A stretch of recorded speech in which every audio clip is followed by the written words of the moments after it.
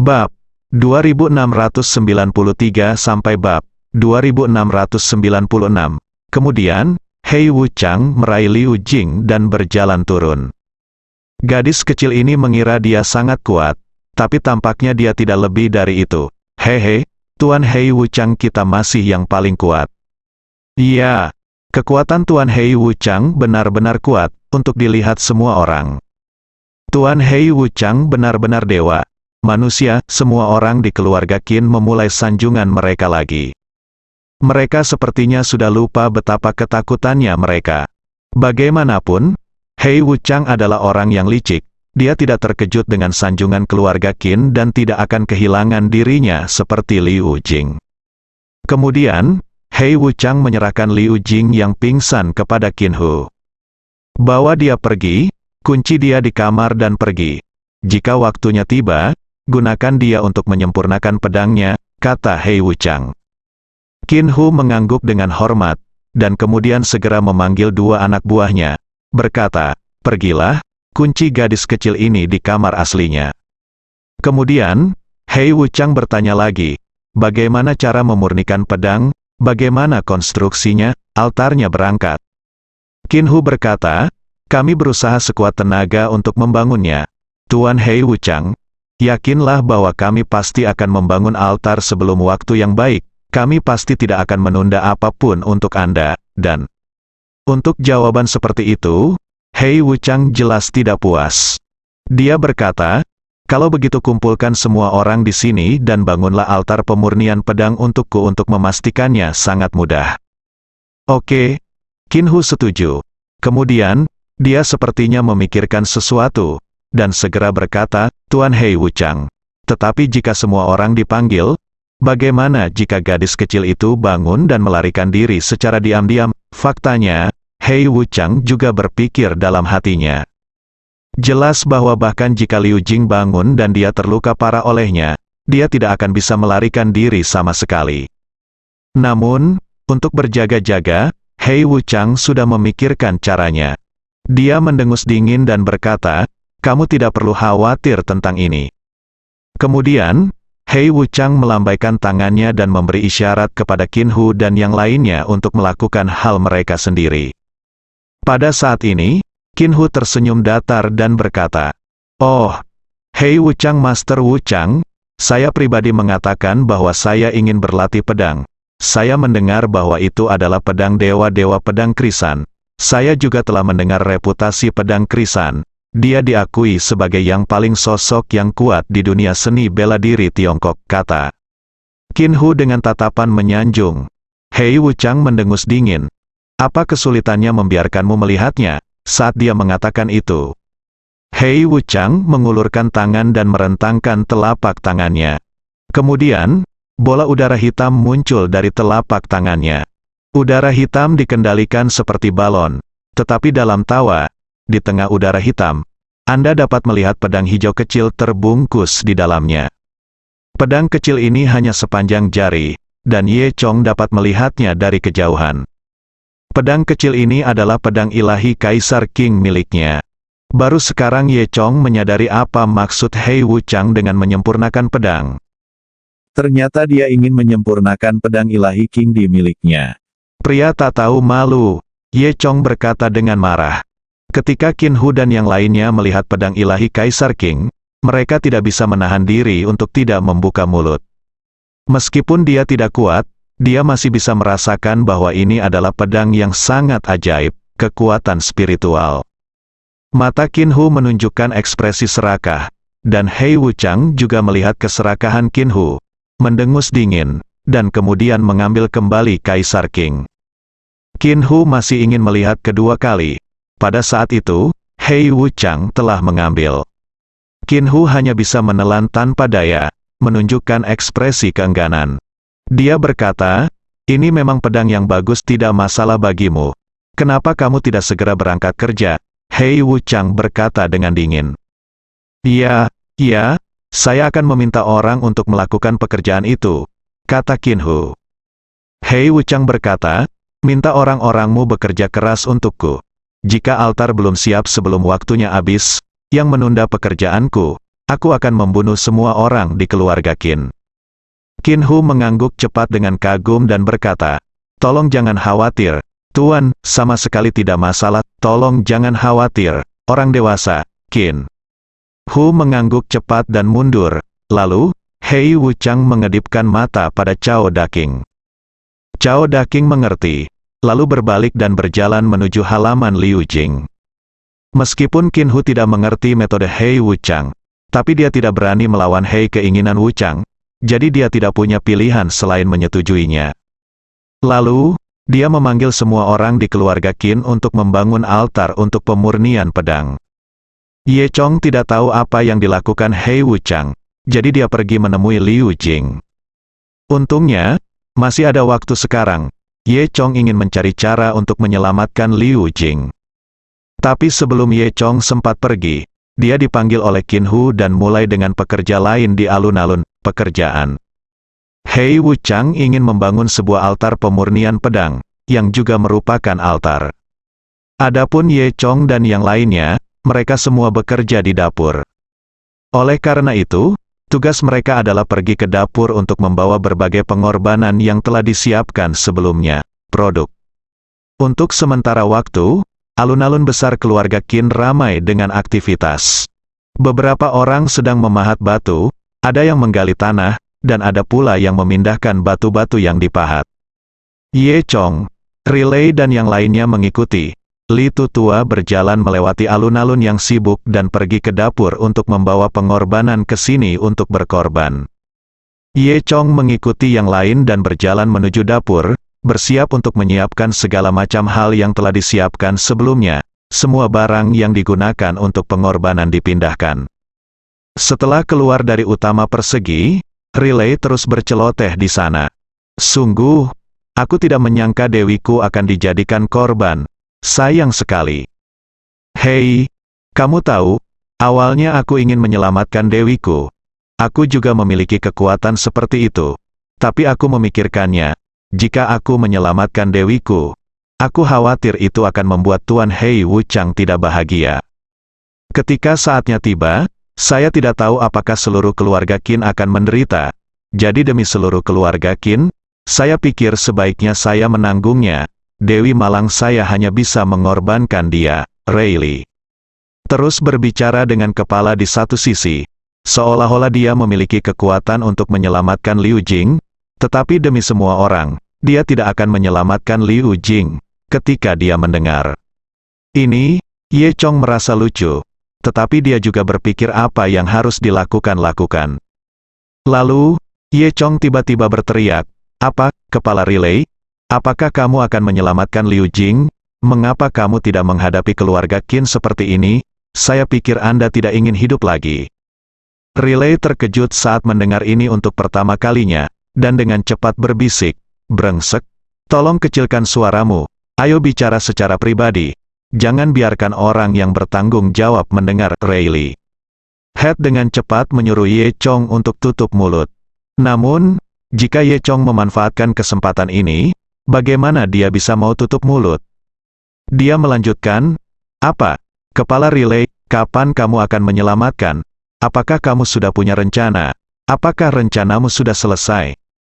Kepala dan wajah Riley menjadi pucat karena ketakutan, dan dia berkata dengan cepat, "Oh, bisakah kamu merendahkan suaramu untukku?" Ye Chong tidak peduli tentang itu. "Tuh Riley, apa rencanamu? Kenapa kamu tidak memberitahu kami?" Akibatnya, suara Ye Chong dengan cepat menarik perhatian orang-orang di sekitarnya. Pengawas keluarga Qin yang bertanggung jawab menjaga mereka datang. Apa yang baru saja Anda katakan? Apa yang Riley lakukan untuk menyelamatkan orang?" Ye Chong mengangguk. "Ya." Semua orang mendengarnya. Kepala Riley sangat ketakutan sehingga dia segera berkata, Tidak. Ketika mereka melihat seseorang datang untuk bertanya, semua orang hanya menonton kesenangan dan tidak takut akan masalah. Mereka semua berkata, Kepala Riley lah yang berkata. Dia bilang dia akan menyelamatkan pria itu sekarang, gadis itu. Riley sangat ketakutan hingga dia hampir mengencingi kepalanya dan berkata dengan cepat, Aku sedang membual, itu tidak benar, apa yang Dia katakan itu benar, ya. Dia mengatakannya dengan cara yang logis, dia bahkan membicarakan rencananya. Semua orang berkata satu demi satu sambil tertawa keras. Apa-apaan ini? Kamu berani sekali, Riley. Menurutku kamu pantas dipukul, kata supervisor itu. Saat dia mengatakan ini, pengawas itu mengangkat cambuknya dan hendak memukulnya. Tapi Riley sangat ketakutan sehingga dia segera lari dan mengeluh. Oh, maafkan aku, kakek, sebenarnya tidak, aku hanya bercanda. Sementara semua orang bermain-main di sini, Ye Chong dengan gesit menghindari sudut. Kemudian, ketika orang lain tidak memperhatikan, dia bergerak dan lari. Ye Chong melarikan diri dari persimpangan di sini. Segera setelah itu, dia berjalan menuju ruangan tempat Liu Jing ditahan dengan mudah. Berdasarkan perintah Hei Wuchang, seluruh anggota keluarga Qin ditugaskan untuk bekerja. Oleh karena itu, perjalanan Ye Chong lancar. Segera, Ye Chong menemukan kediaman Liu Jing sebelumnya. Ye Chong siap masuk dan menyelamatkan orang-orang.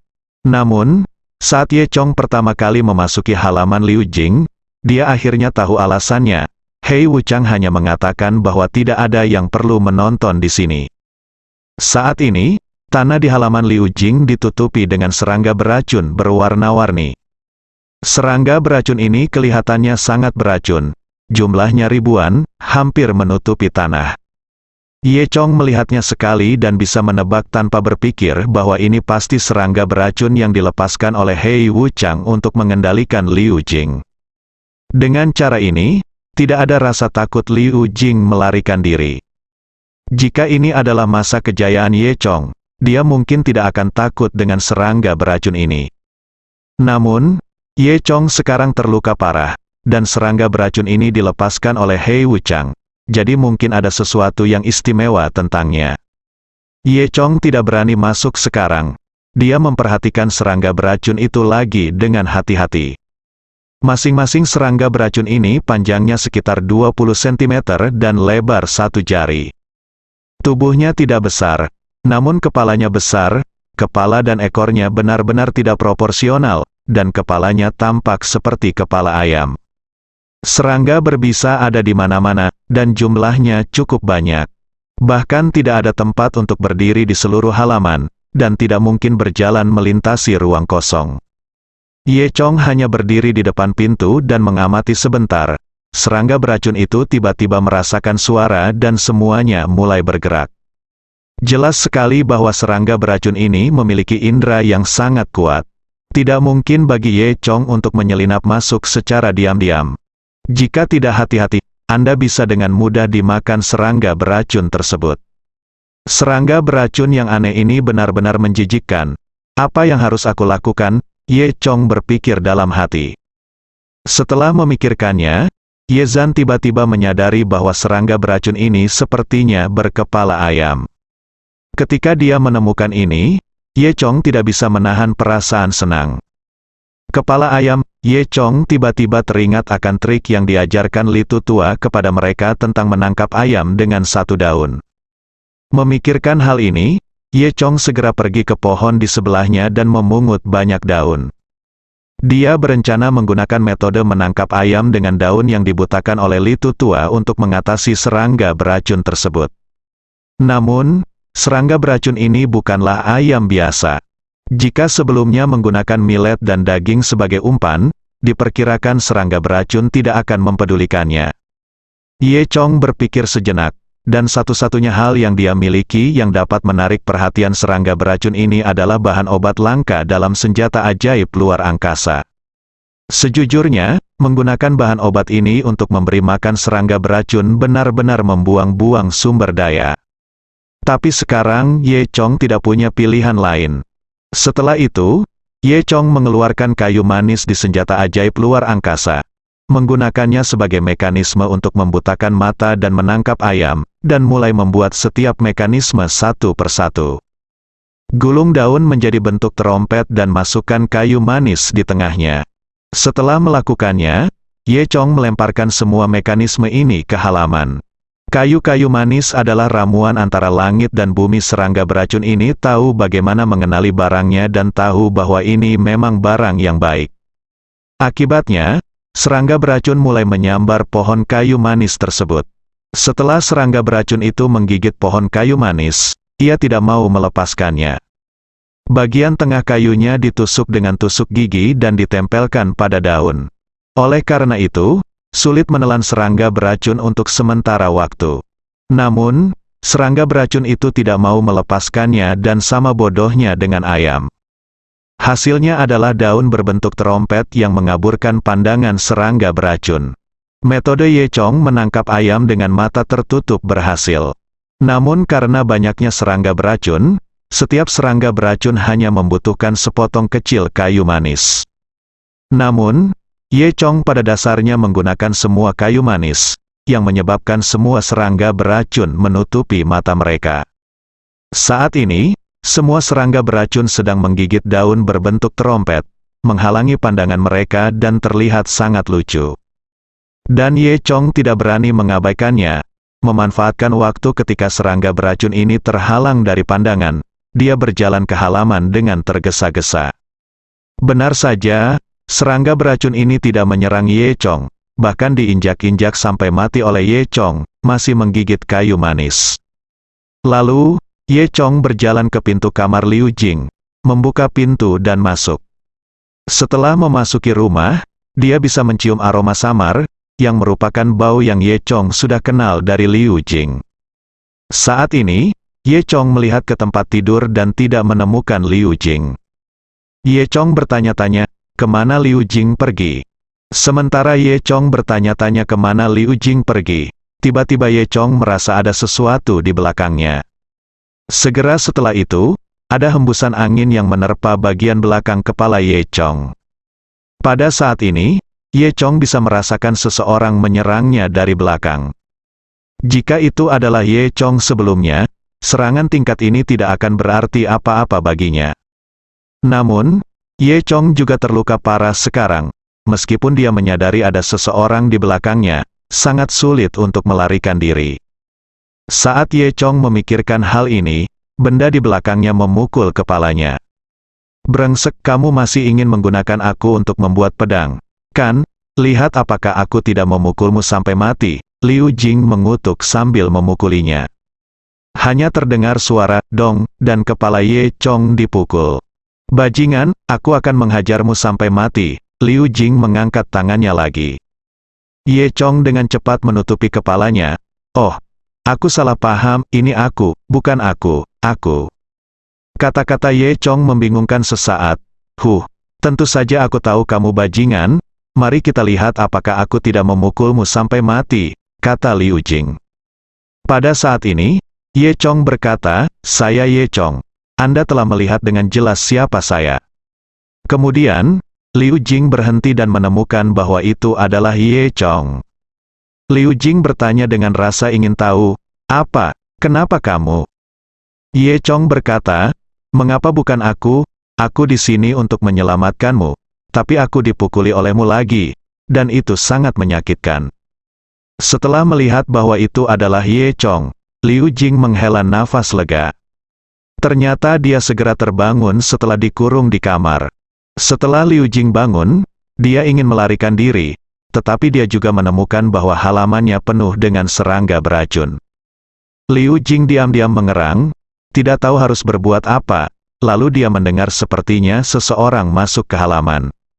Liu Jing mengira itu adalah orang jahat yang datang untuk menangkapnya, jadi dia segera bersembunyi dan bersiap untuk menyerang orang ini dari belakang. Tanpa diduga, pada akhirnya ternyata Ye Chong. Ngomong-ngomong, bagaimana kamu tahu aku ada di sini? Liu Jing bertanya dengan rasa ingin tahu.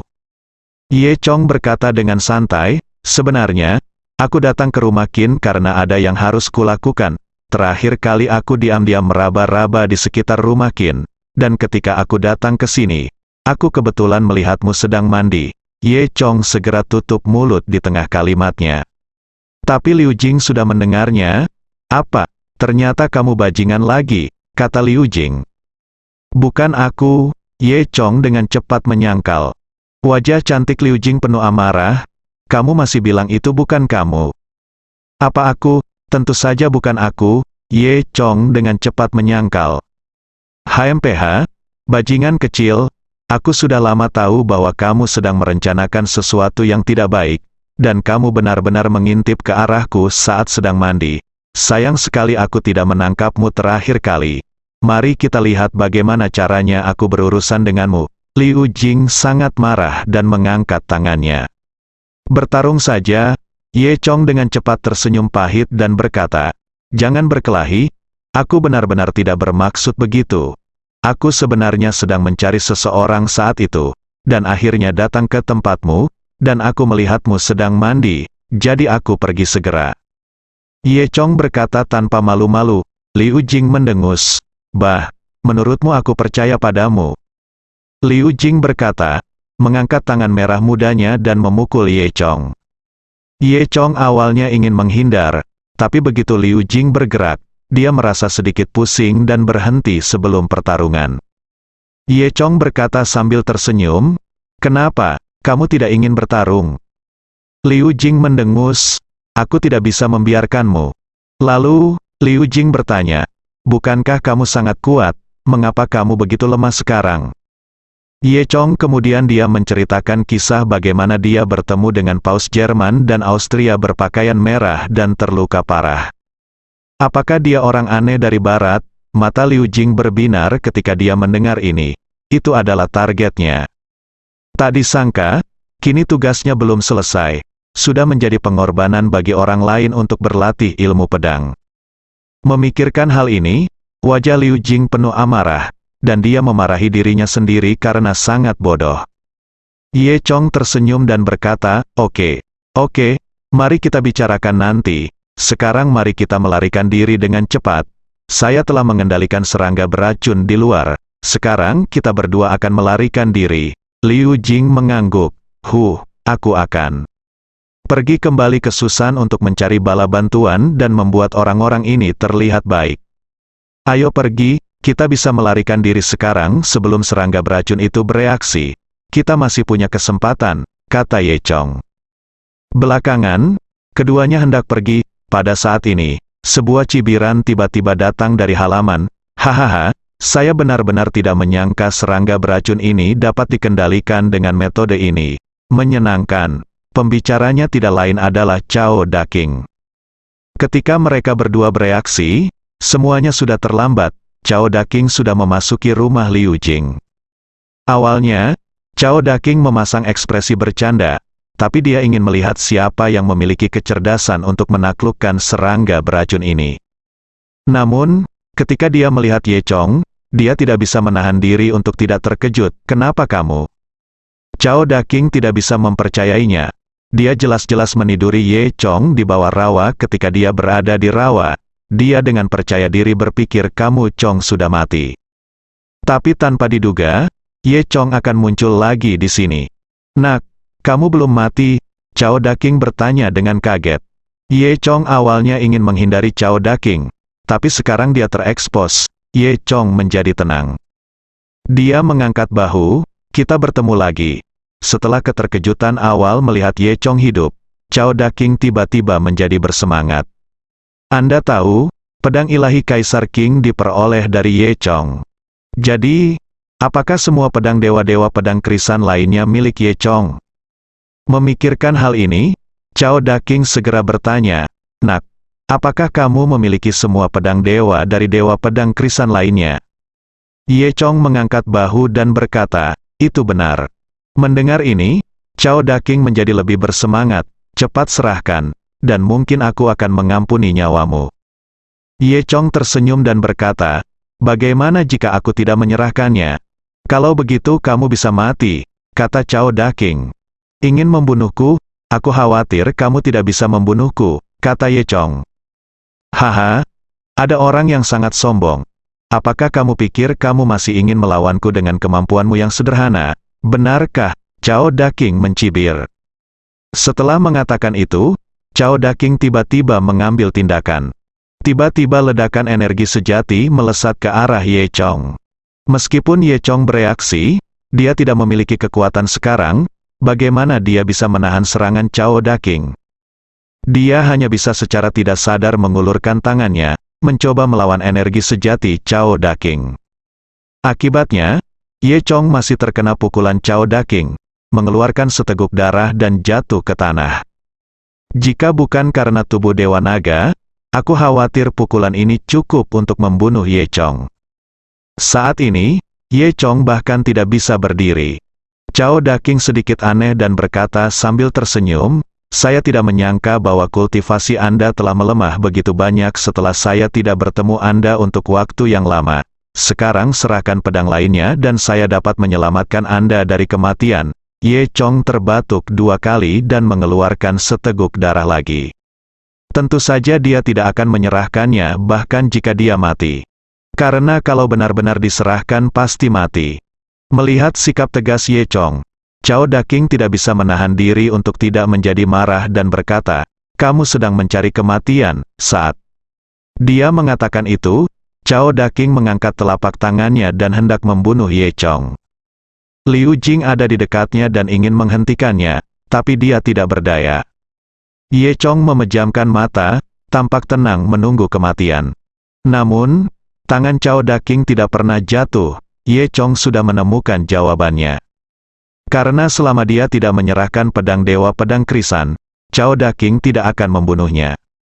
Cao Daking hanya mencoba menakut-nakuti orang. Cao Daking mendengus dingin, "Baiklah, nak, kamu pikir aku tidak bisa berbuat apa-apa padamu jika kamu tidak menyerahkannya, kan? Tidak masalah. Aku akan meminta Tuan Hei Wu Chang untuk datang dan berbicara denganmu di orangnya nanti." Setelah mengatakan itu, Cao Daking mencibir.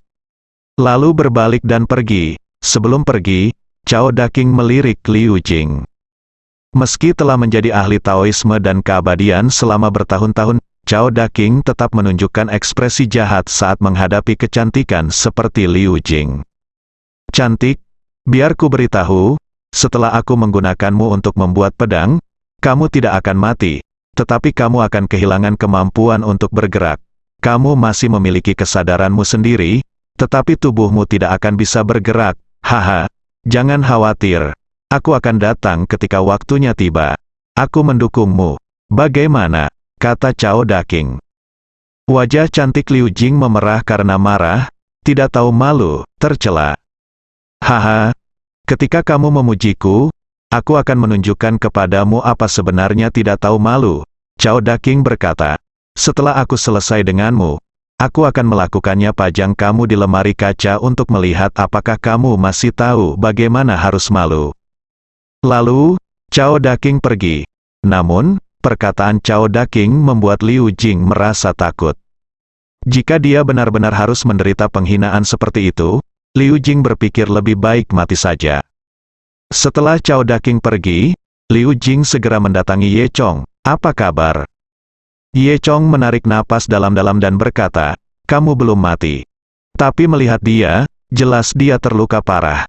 Sebelum dia selesai berbicara, Ye Chong memuntahkan seteguk darah dan kesadarannya mulai kabur.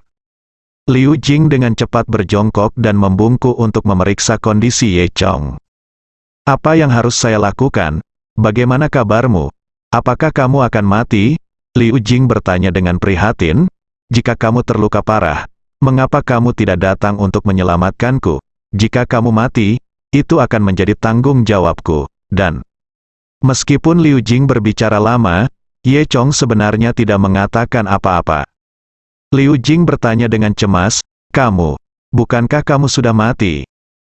Setelah hening beberapa saat, Ye Chong tiba-tiba mengatakan sesuatu dengan bingung. Liu Jing tidak mendengar dengan jelas dan mendekatkan kepalanya ke Ye Chong. Apakah kamu mengucapkan kata-kata terakhirmu? Katakan padaku. Jika kamu bisa keluar di masa depan dan aku bisa membantumu, aku pasti akan membantumu." Jadi Ye Chong berkata dengan ragu-ragu lagi, "Putih sekali." Kali ini, Liu Jing mendengar dengan jelas. "Apa?" Liu Jing bingung. Liu Jing pada awalnya tidak tahu apa yang dibicarakan Ye Chong, sampai dia menundukkan kepalanya dan tanpa sengaja melihat pakaiannya. Ternyata pada pertarungan sebelumnya, beberapa kerah baju Liu Jing robek.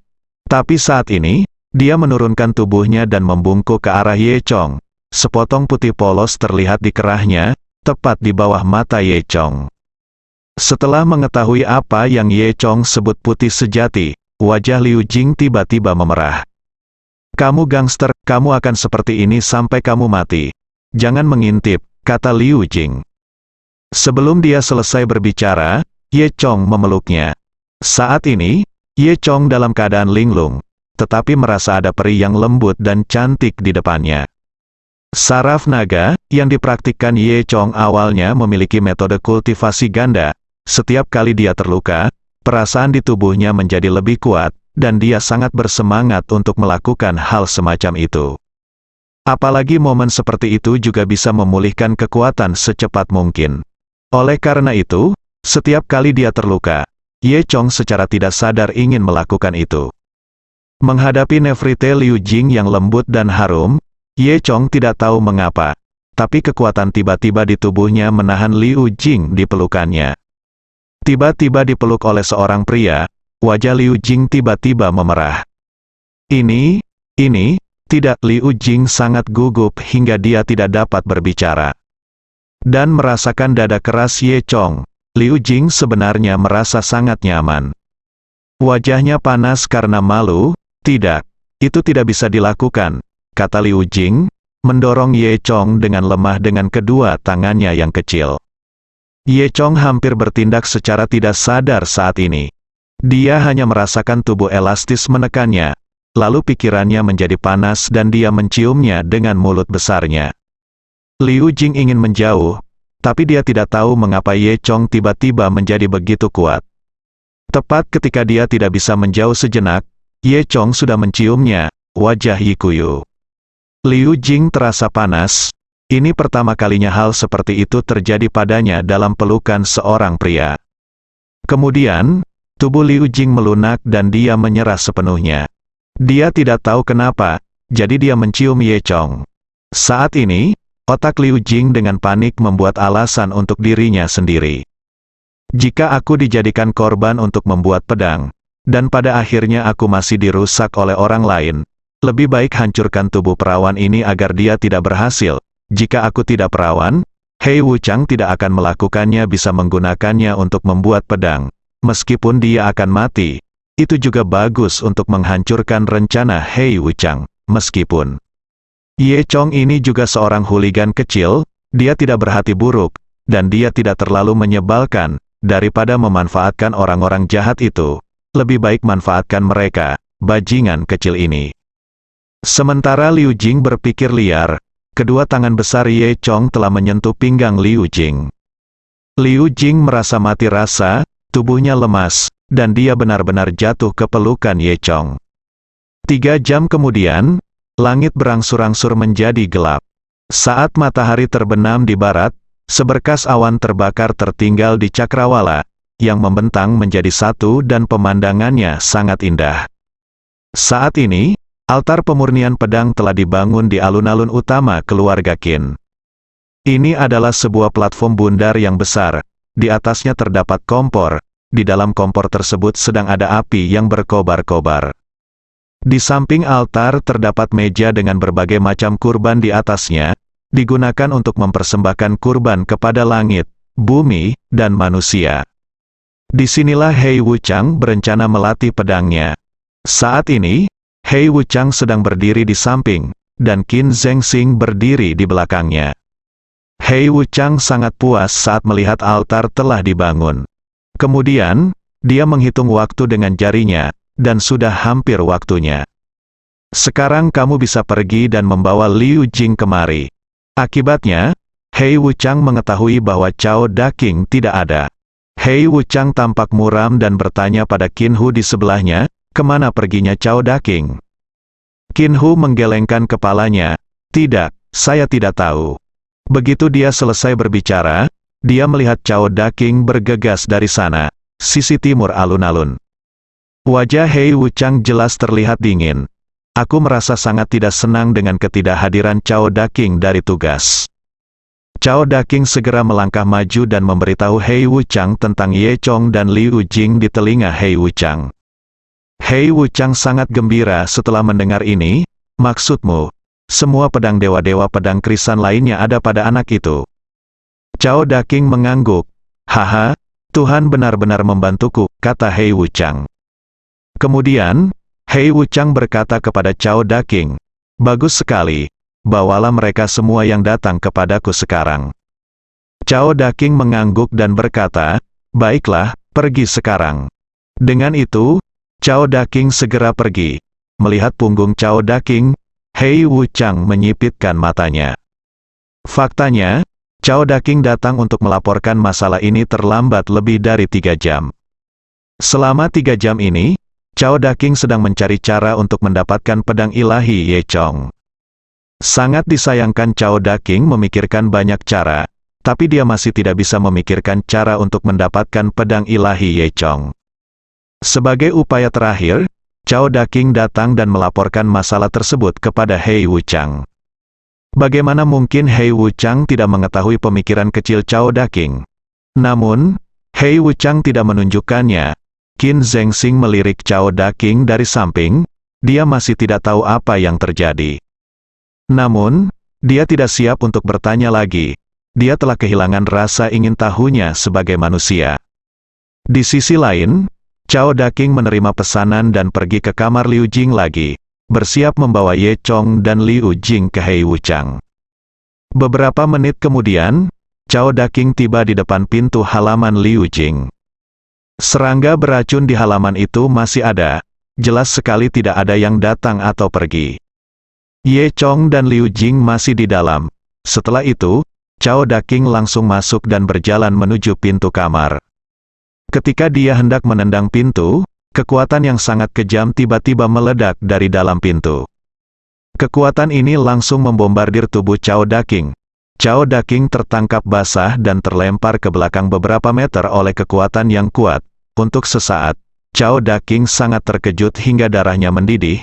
Dia tidak mengerti mengapa kekuatan sekuat itu tiba-tiba muncul di sini.